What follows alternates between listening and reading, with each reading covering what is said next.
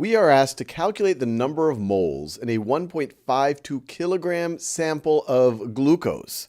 So like always, pause this video and try to figure this out on your own, and this periodic table of elements will prove useful.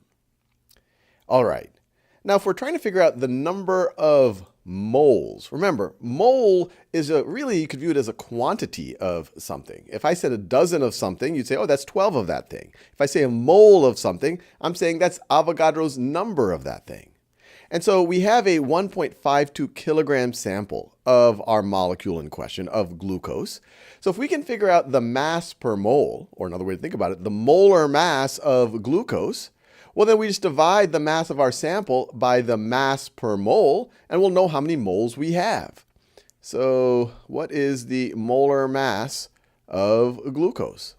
Well, to figure that out, and that's why this periodic table of elements is useful, we just have to figure out the molar mass of the constituent elements.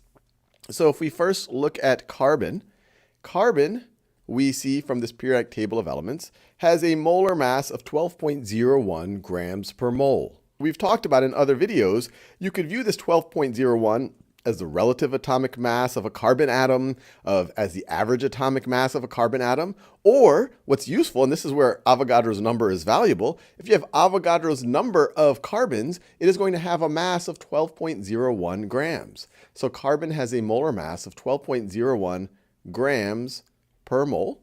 And now we can think about hydrogen in the same way.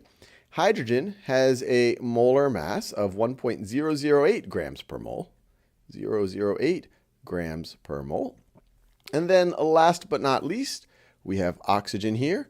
Oxygen, we can see from our periodic table of elements, it has a molar mass of 16.00 grams per mole. And so now we have all the information we need from our periodic table of elements. So the molar mass of glucose is going to be 6 times the molar mass of carbon, plus 12 times the molar mass of hydrogen, plus 6 times the molar mass of oxygen. So it's going to be 6 times 12.01 grams per mole, plus 12 times 1.008 grams per mole, plus every molecule of glucose has 6 oxygens, plus 6 times 16.00 grams per mole. 6 times 12.01 plus 12 times 1.008 plus 6 times 16 is equal to, and if we're thinking about significant figures here, the molar mass of hydrogen goes to the thousandths place, but we only go to the hundredths for carbon and for oxygen. We're adding all these up together. So it's going to be 180 point, I can only go to the hundredths place for significant figures. So 180.16. So that's equal to 180.16 grams per mole. And we could say grams of glucose, C6H12O6, per mole of glucose, C6H12O6. And then we can use this 1.52 kilograms to figure out how many moles we have. So if we start off with 1.52 kilograms of glucose, so that's C6H12O6. Well, first we can convert it to grams, because here our molar mass is given in terms of grams. So times, we're going to want kilograms in the denominator and grams in the numerator. So how many grams are there per kilogram? Well, we have 1,000 grams for every 1 kilogram. So when you multiply these two out, this is going to give you the number of grams we have of glucose, which would be 1,520. And if you have your mass in terms of grams, you can then divide by your molar mass, or you could view it as multiplying it by the moles per gram.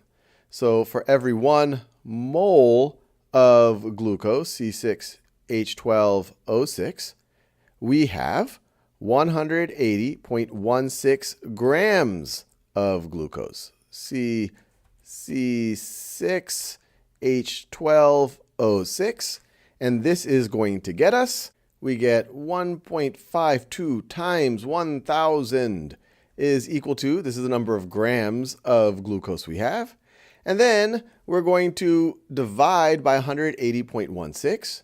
Divide by 180.16 gives us this number.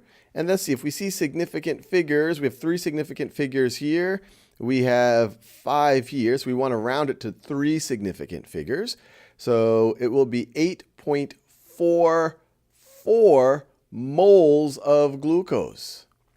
So our kilograms cancel with our kilograms, and then our grams of glucose cancel with our grams of glucose, and we are left with 8.44 moles of glucose. Moles of C6H12O6. And we are done.